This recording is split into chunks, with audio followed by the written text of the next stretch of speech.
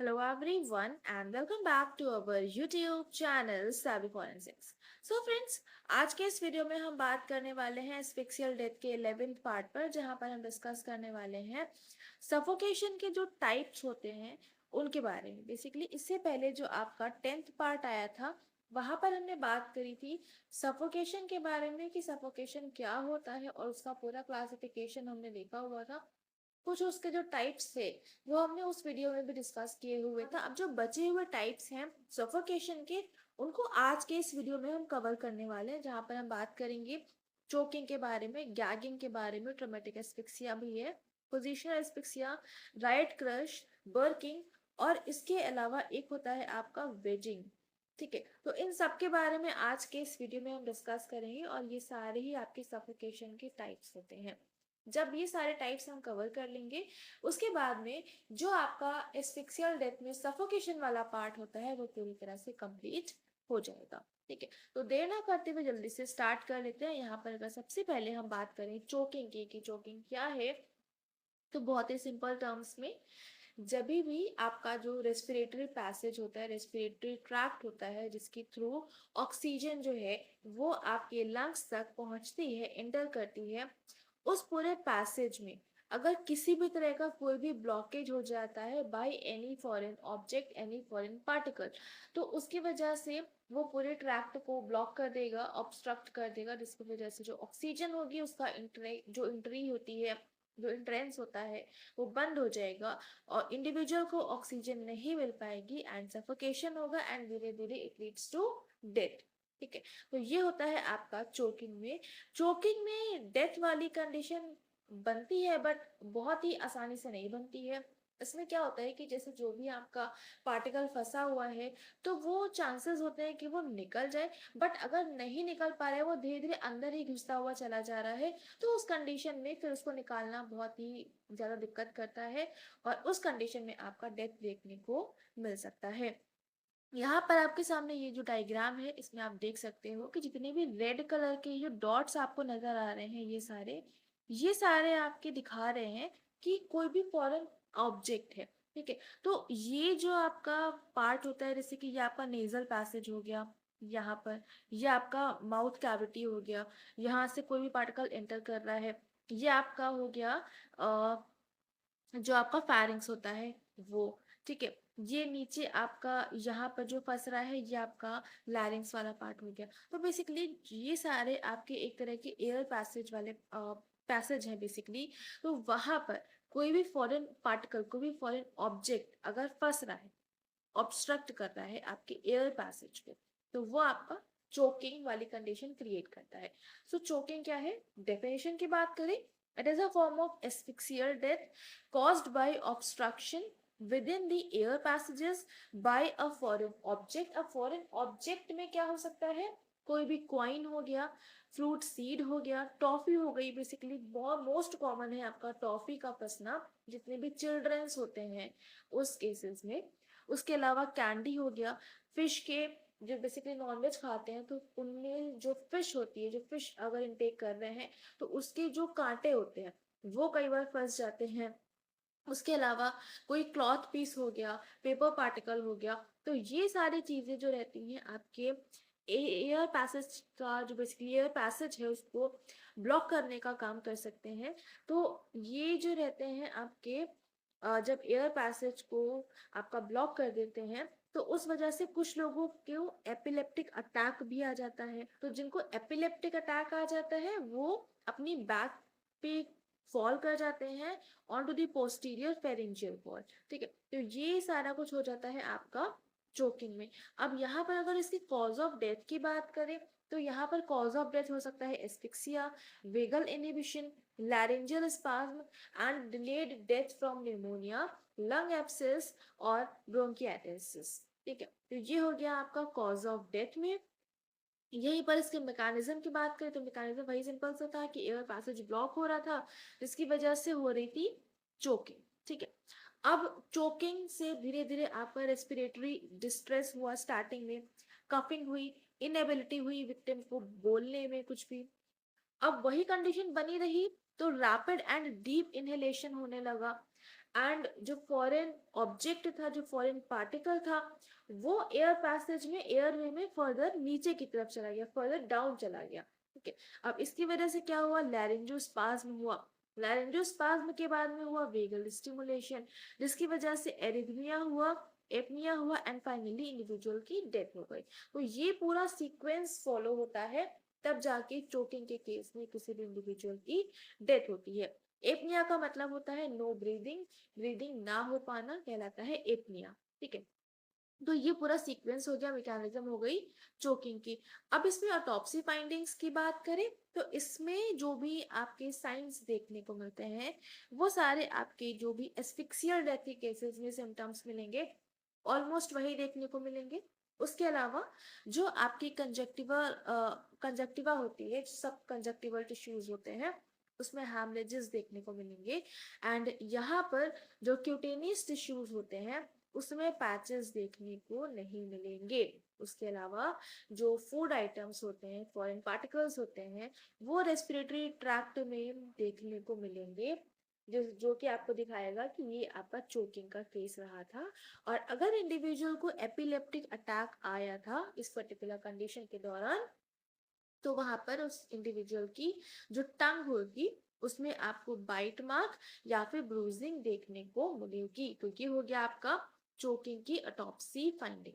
इसके बाद में इसके मेडिको लीगल एस्पेक्ट की अगर हम बात करें, तो ये आपके जितने भी चोकिंग की डेथ्स होती हैं, वो एक्सीडेंटल ही मोस्ट कॉमनली देखने को मिलती है। जितने भी चिल्ड्रंस होते हैं, स्पेशली 1 साल से कम के एज के जो होते हैं, उसमें मोस्ट कॉमनली एक्सीडेंटल चोकिंग देखने को मिलती है। उसके अलावा अगर हम बात करें होमिसिडल चोकिंग की, तो ये भी आपकी रेयर होता है, बट कुछ केसेस में देखने को मिल सकता है, जैसे कि यहाँ पर लिखा हुआ है होमिसिडल चोकिंग यूजुअली इतने भी एजेड पर्सन्स होते हैं, जो भी इंडिविजुअल्स जिनमें कोई ना कोई डिजीज होती है, या फिर अल्कोहल और ड्रग्स का इंटेक करते हैं काफी ज्यादा अमाउंट में, या फिर जो भी इन्फेंट्स होते हैं, तो उन केसेस में आपको होमिसिडल चोकिंग देखने को मिलेगी, जहां पर जो माउथ रहता है उसके अंदर कोई भी चीज को फोर्सफुली इंसर्ट करवाया जाता है। एंड यहाँ पर जो स्ट्रगल के मार्क्स होते हैं, वो भी विक्टिम की बॉडी सरफेस पर देखने को मिलेगा। एंड अगर इंडिविजुअल जो है वो कॉन्शियस होता है, तो वो भी आपका एक नोट डाउन करने का इम्पोर्टेंट पॉइंट हो जाता है। उसके अलावा अगर हम बात करें सुसाइडल चोकिंग की, तो ये अनकॉमन होता है, बेसिकली ना के बराबर देखने को मिलता है। बट अगर कभी देखने को मिल रहा है, तो इतने भी साइकियाट्रिक पेशेंट्स होते हैं या फिर प्रिजनर्स होते हैं, उसमें देखने को मिलता है। इसके बाद में नेक्स्ट अगर हम बात करें कैफे कोरोनरी का, तो ये कैफे कोरोनरी जो टर्म है, ये टर्म काफी ज्यादा इम्पोर्टेंट है, इसको स्टार मार्क कर लीजिएगा। इसमें क्या होता है, ये एक तरह का आपका एक्सीडेंटल चोकिंग है, कुछ अलग नहीं है, ये एक्सीडेंटल चोकिंग ही है। बस इसमें डिफरेंट क्या है कि यहाँ पर एक स्पेसिफिक फॉरेन पार्टिकल होता है, जो कि आपके जो लैरिंग्स होता है उसको ऑब्स्ट्रक्ट करता है। तो वो क्या होता है, जो फूड बोलस होता है, वो आपका फूड बोलस लैरिंग्स को पूरी तरह से ऑब्स्ट्रक्ट कर देता है, जिसकी वजह से ऑक्सीजन का इंटेक नहीं हो पा रहा होता है। अब यहाँ पर फूड बोलस क्या है, जैसे कि आप कोई भी फूड कोई भी चीज खा रहे हो, किसी भी चीज का इंटेक कर रहे हो, तो जैसे कोई भी चीज को आप च्यू करते हो, तो वो च्यू करने के बाद में जब आप उसको इनसाइड लेके जाते हो, तो उसमें जब आप उसको swallow करते हो, तो वो एक बॉल टाइप का स्ट्रक्चर बन जाता है, और वो आपका धीरे धीरे करके अंदर जाता है। अब यहीं पे आप कोई चीज को च्यू कर रहे हो और वो अच्छे से च्यू नहीं हो पाया, तो वो जो फूड बोलस हुआ, वो आपके लैरिंग्स को ऑब्स्ट्रक्ट कर देगा, अच्छे से अंदर नहीं जा पाएगा। तो उसकी वजह से हो गई आपकी एक्सीडेंटल चोकिंग, और इसके लिए हमने टर्म लिया cafe coronary. And it is called सो, क्यों इसको कैफे कोरोनरी क्यों बोलते हैं, क्योंकि ये जो हार्ट अटैक रहता है, हार्ट अटैक में जैसे कंडीशन बनती है, कुछ उसी तरह का ये कैफे कोरोनरी में भी मिमिक करता है। अब ये तो हमने समझ लिया कि कैफे कोरोनरी क्या है, बट ये टर्म आया कहाँ से, इसको हमने स्पेसिफिक अलग से नाम क्यों दे दिया। तो ये जो कैफे कोरोनरी टर्म है, ये एक साइंटिस्ट थे डॉक्टर रॉजर हॉजन, इन्होंने नाम दिया था 1963 में। तो किसने दिया था, किस ईयर में दिया था, ये आपको याद रखना है, और इसमें क्या स्पेसिफिक होता है ये भी आपको याद रखना पड़ेगा, काफी इंपॉर्टेंट है। ऐसे आपको आसान लग रहा होगा, बट जब एग्जाम में क्वेश्चन आते हैं तो कंफ्यूजन क्रिएट होना स्टार्ट होता है। ठीक है, तो इसलिए इसको आप लोग अच्छे से अपने नोट्स में लिख लीजिएगा। अगर इसके हम कुछ कॉजेस की बात करें, तो कॉजेज में वही है कि suppressed gag reflex due to gross intoxication with alcohol और large doses of tranquilizers in mental institutions और हॉस्पिटल्स। उसके अलावा जो रिफ्लेक्ट कार्डियक अरेस्ट होता है वो एक कॉन्सिक्वेंस हो जाता है stimulation of laryngeal nerve endings में। पोस्टमार्टम फाइंडिंग्स की बात करें तो यहाँ पर आपको अनच्यूड फूड बोलस देखने को मिलेगा, एंड लैरिंग्स और ट्रैकिया में ये आपको फंसा हुआ मिलेगा। तो ये हो गई इसकी पोस्टमार्टम फाइंडिंग्स। और नेक्स्ट अगर हम बात करें गैगिंग की, तो गैगिंग भी आपका चोकिंग से काफी सिमिलैरिटी रखता है, बस डिफरेंट जो है वो चीज यहाँ पर ये होती है कि यहाँ पर हम एक गैग मटेरियल को यूज करते हैं, और वो जो गैग मटेरियल होता है वो रोल्ड क्लॉथ या फिर पेपर की बॉल्स होती हैं, जिसको फोर्सफुली इंडिविजुअल के माउथ में इंसर्ट करवाया जाता है, एंड वो इतना डीप इंसर्ट करवाया जाता है कि जो आपका फारिंग्स होता है उसको पूरी तरह से ब्लॉक किया जा सके। तो ये वाली जो कंडीशन होगी इसको हम बोलेंगे गैगिंग। अब ये जो गैगिंग होता है इसको आप इस तरह से भी समझ सकते हैं, smothering plus choking equals to gagging, जहां पर हम स्मूदरिंग भी कर रहे हैं साथ ही साथ चोकिंग भी हो रही है, इन दोनों का जो कॉम्बिनेशन बन जाता है वो कहलाता है gagging. So gagging, it is a form of asphyxia which results from pushing a gag material into the mouth sufficiently deep to block the pharynx, and it combines the features of smoothing and choking. ठीक है, अगर causes की बात करें तो causes में क्या है, जो gag material होता है यूजुअली क्लॉथ या पेपर का बना हुआ होता है, इसको स्टफ करवाया जाता है काफी टाइटली, जिसकी वजह से जो ब्रीदिंग होती है वो नहीं हो पा रही होती है। ये हो गया आपका गैगिंग में। इसकी अगर मैकेनिज्म मैकेनिज्म वही सेम है जो कुछ हम अभी तक पढ़ रहे थे, वही सारा कुछ यहाँ पर लिखा हुआ है। ऑटोप्सी फाइंडिंग की बात करें तो ऑटोप्सी फाइंडिंग में सेम चोकिंग की तरह की इसमें ऑटोप्सी फाइंडिंग्स देखने को मिलेगी, बट यहाँ पर एक कोई ना कोई गैग मटेरियल यानी क्लॉथ या फिर पेपर बॉल्स देखने को मिलेंगी एज अ गैग मटेरियल। तो उसकी बेस पर आप डिफ्रेंशिएट कर सकते हो कि ये गैगिंग है या चोकिंग है। नेक्स्ट अगर हम बात करें ट्रोमेटिक एस्फिक्सिया की, तो यहाँ पर काफी important point, what is Perthes syndrome. यहाँ पर आप आसान लगेगा, डेफिनेटली आसान लगेगा क्योंकि यहाँ पर आपके सामने सारी चीजें लिखी हुई हैं, बट जब एग्जाम में आएगा तो वहां पर कंफ्यूजन क्रिएट होगी। तो इसके लिए आपको याद रखना है Perthes syndrome, also known as traumatic asphyxia and crush asphyxia. तो क्रश एस्फिक्सिया कहें या ट्रॉमेटिक एस्फिक्सिया कहें, वो आपका कहलाता है पर्टिस सिंड्रोम। ठीक है, अब यहाँ पर होता क्या है, ट्रॉमेटिक एस्फिक्सिया यानी कि कोई भी ट्रॉमा वाली कंडीशन क्रिएट हो रही है।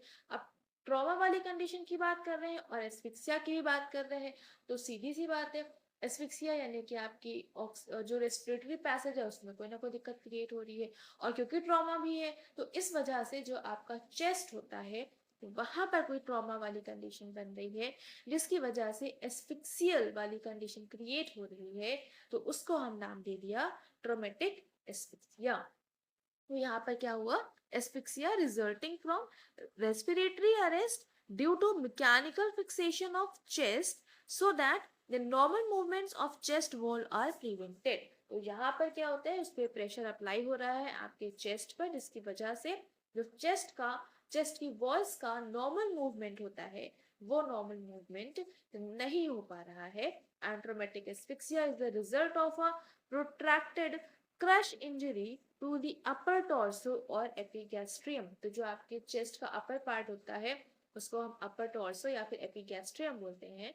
तो वहां पर कोई भी क्रश इंजरी हो रही है, कोई भी सीवियर ट्रॉमा वाली कंडीशन क्रिएट हो रही है, तो उसको हम बोल देंगे ट्रॉमेटिक एस्फिक्सिया। और यहाँ पर कॉज ऑफ डेथ यूजुअली आपका एस्फिक्सिया ही होता है। ठीक है, तो ये हो गया आपका ट्रॉमेटिक एस्फिक्सिया। इसमें ऑटोप्सी फाइंडिंग्स की अगर हम बात करें तो एस्फिक्सियल डेथ वाले ही नॉर्मली रहेंगे, एंड यहाँ पर जितना भी कंजेशन रहेगा वो आपके चेस्ट के अपर लेवल पर काफी ज्यादा देखने को मिलेगा, फेस में कंजेशन काफी देखने को मिलेगा। एंड यहाँ पर जो ट्रॉमेटिक एस्फिक्सिया वाले कुछ स्पेसिफिक कॉजेज होते हैं वो भी आपको क्लियरली विजिबल होंगे। मेडिको लीगल इम्पोर्टेंस की बात करें तो ट्रोमेटिक एस्फिक्सिया जो है वो एक्सीडेंटल होता है, यूजुअली होमिसाइडल भी हो सकता है, एंड सुसाइडल बहुत ही रेयर होता है, बट अगर कभी देखने को मिल रहा है तो वहां पर कॉमनली यही होगा कि जो विक्टिम था उसने अपने ऊपर, चेस्ट के ऊपर कोई हैवी ऑब्जेक्ट को गिरा लिया, तो वो आपका सुसाइडल हो जाएगा। ठीक है, तो यहाँ पर हमने बात कर ली पूरी तरह से ट्रोमेटिक एस्फिक्सिया की। अब पोजिशनल की बात करें तो पोजिशनल एस्फिक्सिया में क्या होता है, यूजुअली कोई भी जो इंटॉक्सिकेटेड पर्सन होता है वहीं पर आपको पोजिशनल एस्फिक्सिया देखने को मिलेगा। उसके अलावा यहाँ पर जैसे कि कोई भी इंडिविजुअल है, काफी सारा अल्कोहल या कोई भी ड्रग का उसने इंटेक कर रखा है, अब उसमें उस कंडीशन में उसको खुद ही नहीं पता होगा कि वो कहाँ है कहाँ नहीं है, तो अगर वो ऐसे हालत में कोई ऐसे रेस्ट्रिक्टेड स्पेस में ट्रैप हो गया या फिर किसी ऐसी जगह पर फंस गया, गिर गया या दब गया या कुछ भी हो गया जहां पर उसको धीरे धीरे ऑक्सीजन की कमी होने लगी है, तो वो उस कंडीशन में अपने आप को वहां से बाहर नहीं ला पाएगा, तो वो उसकी हो गई पोजीशन। तो इस वजह से इसको हमने नाम दे दिया पोजिशनल एस्फिक्सिया। तो यहाँ पर क्या है, victim gets trapped in restricted spaces where because of the position of the body they cannot move out of that area or position, and as a consequence जो ब्रीदिंग होती है वो रिस्ट्रिक्ट कर जाती है, एस्फिक्सिया बनता है एंड धीरे धीरे इंडिविजुअल की डेथ हो जाती है। ऑटोप्सी फाइंडिंग्स की बात करें तो कंजेशन देखने को मिलेगा, साइनोसिस एंड पैचेस यहाँ पर देखने को मिलेंगे। तो ये हो गया आपका पोजीशन एस्फिक्सिया। राइट क्रश की बात करें तो जो दंगे फसाद होते हैं, जो राइट्स होते हैं, वहां पर लोग एक दूसरे के ऊपर चढ़ने लगते हैं, काफी ज्यादा भीड़ इकट्ठा हो जाती है, तो वहां पर किसी को कुछ नहीं पता होता है कि कहाँ पर क्या कर रहे हैं क्या नहीं कर रहे हैं, कौन दब रहा है कौन नहीं दब रहा है, तो क्योंकि एक दूसरे के ऊपर पाइला पड़ने लगते हैं, चढ़ने लगते हैं, तो उस वजह से जो आपका रेस्पिरेटरी मूवमेंट होता है वो नॉर्मल नहीं हो पा रहा होता है, प्रेशर अप्लाई हो रहा होता है, और उस वजह से आपका एस्फिक्सिया क्रिएट होता है। तो ये हो गया आपका राइट क्रश। नेक्स्ट अगर हम बात करें बर्किंग की तो ये काफी इंपॉर्टेंट है। बुर्किंग क्या होता है, ये नाम ही अपने आप में बहुत इंपॉर्टेंट है। तो ये आपका होमिसिडल स्मूथनिंग एंड ट्रोमेटिक एस्फिक्सिया, इन दोनों का जब हम कॉम्बिनेशन कर देते हैं तो आपका बन जाता है बुर्किंग। अब ये है क्या, सो ये बेसिकली दो क्रिमिनल्स थे, बहुत पुरानी बात है, दो क्रिमिनल्स थे, एक का नाम था विलियम बर्क, एक का नाम था विलियम हेयर। इन लोगों ने 16 पर्सन्स की किलिंग करी हुई थी एक साल के अंदर, 1927 से 1928 के बीच में स्कॉटलैंड में। और इंडिविजुअल को मारने के बाद में ये लोग क्या करते थे, जो इंडिविजुअल की बॉडी होती थी वो एक डॉक्टर थे रॉबर्ट नॉक्स, उनको सोल्ड किया करते थे, ताकि जो डॉक्टर हैं वो अपने स्टूडेंट्स को एनाटॉमी की क्लासेस में स्पेसिमेन के तौर पर उस बॉडी को यूज कर पाए, अपने स्टूडेंट्स को समझा पाए प्रैक्टिकल के पर्पज से। ठीक है, अब ये जो केस है, ये केस द बॉडी स्नैचर्स के नाम से काफी फेमस है, या फिर उसको वेस्ट फोर्ट मर्डर्स भी कहते हैं। तो यहाँ पर क्या हुआ, दो किलर्स थे, दो क्रिमिनल्स थे, 16 पर्सन से किलिंग कर दी थी, किल करने के बाद में बॉडी को सेल करते थे डॉक्टर को। वो जो डॉक्टर थे वो टीचर थे जो कि एनाटॉमी की क्लासेस लिया करते थे, वहां पर अपने स्टूडेंट्स को पढ़ाने के लिए स्पेसिमेन के तौर पर वो डेड बॉडीज को यूज किया करते थे। ठीक है, तो यहाँ पर ये जो विलियम हेयर और विलियम बर्क थे, ये लोग होमिसिडल स्मूथनिंग और ट्रोमेटिक एस्फिक्सिया दोनों का कॉम्बिनेशन करके इंडिविजुअल को किल करते थे, इस वजह से इसका नाम पड़ गया बुर्किंग। अब ये मेथड क्या होता था, ये यहाँ पर पूरा डिटेल में लिखा हुआ है कि यहाँ पर हाउस के अंदर बुलाते थे, उसके बाद में अल्कोहल पिलाते थे, अच्छे से ड्रिंक करवा देते थे, उसके बाद में जो ग्राउंड सरफेस है, जो भी सरफेस है वहां पे गिरा के नी से, जो बुर्क है विलियम बुर्क थे, वो अपने नी का यूज करते हुए इंडिविजुअल के चेस्ट पर प्रेशर अप्लाई करते थे, यहाँ पर डायग्राम में देखिए, और अपने हैंड्स का यूज करते हुए नोज और माउथ को प्रेस करते थे, तो स्मूदरिंग हो गई आपका हैंड वाला, नी वाला हो गया आपका ट्रोमेटिक एस्फिक्सिया। उसके बाद में जब इंडिविजुअल ऑलमोस्ट डेथ वाली कंडीशन में होता था, फिर जो विलियम हेयर था वो जो भी डेड बॉडी थी, जो भी इंडिविजुअल था, उसको पूरे रूम में पुल करके राउंड राउंड करते थे, पैर पकड़ के एंड देन जब तक उसकी डेथ नहीं हो रही तब तक उसको ऐसे घसीटते रहते थे। तो ये होता था आपका बुर्किंग में। उम्मीद करते हैं आपको बुर्किंग समझ में आ गया होगा। Next and the last of suffocation के टाइप्स में बात करें तो वेजिंग आ जाता है। यहाँ पर क्या है, ये एक तरह का आपका मैकेनिकल एस्फिक्सिया है, जहाँ पर जो फेस, नेक और थोरेक्स होता है ये आपका कंप्रेस हो जाता है टू फॉर्म स्ट्रक्चर्स में। और ये मोस्ट कॉमनली 3 से 6 साल के बच्चे होते हैं वहां पर देखने को मिलता है, क्योंकि उस टाइम पर वो लोग चलना स्टार्ट कर रहे होते हैं, थोड़ा बहुत मूवमेंट स्टार्ट कर रहे होते हैं, बट उनकी बॉडी के ऊपर उनका उतना कंट्रोल नहीं हो रहा होता है। इस वजह से वो किसी ऐसी जगह पे फंस जाते हैं अगर, तो वहां पर मतलब दो ऐसे फॉर्म स्ट्रक्चर्स अगर उनके बीच में फंस गए तो वहां पर उनको ऑक्सीजन की कमी धीरे धीरे होगी, प्रेशर लग रहा होगा, तो वो आपकी कंडीशन कहलाएगी वेजिंग। ठीक है। एंड यहाँ पे लिखा हुआ है कि they become wedged between the mattresses and either the wall, bed frame, a piece of furniture, mesh और एन अनदर मैट्रेसेस। ठीक है। कोई भी ऐसी जगह पर जहाँ पर दो चीज़ों के बीच में कोई इंडिविजुअल फंस रहा है, उसको ऑक्सीजन लेने में दिक्कत हो रही है, फेस, नेक, थोरेक्स जो है वो कंप्रेस हो रहा है, तो वो आपकी कहलाएगी वेजिंग। यहाँ पर आप इस डायग्राम में देखो तो बहुत अच्छे से समझ में आएगा। ये आपकी है वॉल, ये आपके हैं बेड, बेड का मैट्रेस। अब इन दोनों के बीच में ये बच्चा गया फंस गिर के। अब जब तक कोई इसको देखेगा नहीं तब तक इसको निकाल नहीं पाएगा। ठीक है। तो जब तक ये फंसा रहेगा तब तक इसको ऑक्सीजन लेने में हो रही होगी दिक्कत, क्योंकि इसमें कंप्रेस हो रहा है, दब भी रहा है, इसको दिक्कत भी हो रही है। तो ये हो गया आपका वेजिंग। ठीक है। सो उम्मीद करती हूँ यहाँ तक आपको जितना भी हमने बात करी अच्छे से समझ में आ गया होगा। यहाँ पर सफोकेशन पूरी तरह से कंप्लीट हो चुका है।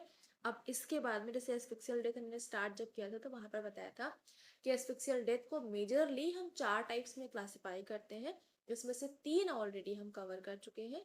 इसके बाद में अब नेक्स्ट और लास्ट हम कवर करेंगे आपका ड्राउनिंग। तो ड्राउनिंग में आपका कवर होने के बाद में जो आपका एस्फिक्सियल डेथ है वो पूरी तरह से कंप्लीट हो जाएगा। ठीक है। तो यहाँ पर अभी इस वीडियो को करते हैं एंड। कोई डाउट है, कोई क्वेरी है, आप लोग पूछ सकते हो। व्हाट्सएप नंबर है, ईमेल आईडी है, उसके अलावा टेलीग्राम चैनल, जहाँ पर चाहो वहाँ पर पूछ सकते हो। इसकी जो पीडीएफ है कंपाइल फॉर्मेट में हमारी वेबसाइट टेलीग्राम पर अवेलेबल हो जाएगी, तो वहाँ पर जाकर आप इसको एक्सेस कर सकते हो। अभी नहीं, जब पूरा पार्ट कंप्लीट होगा उसके बाद अवेलेबल होगी। बाकी वीडियो पसंद आ रहा है तो लाइक ज़रूर से कर देंगे, अपने फ्रेंड्स के साथ में शेयर कर दीजिएगा ताकि उन तक भी ये वीडियो पहुंच सके। चैनल पर पहली बार आ रहे हैं तो सब्सक्राइब ज़रूर से कर लेंगे, बेल आइकन प्रेस कर लेंगे for daily updates. And thank you so much for joining me here.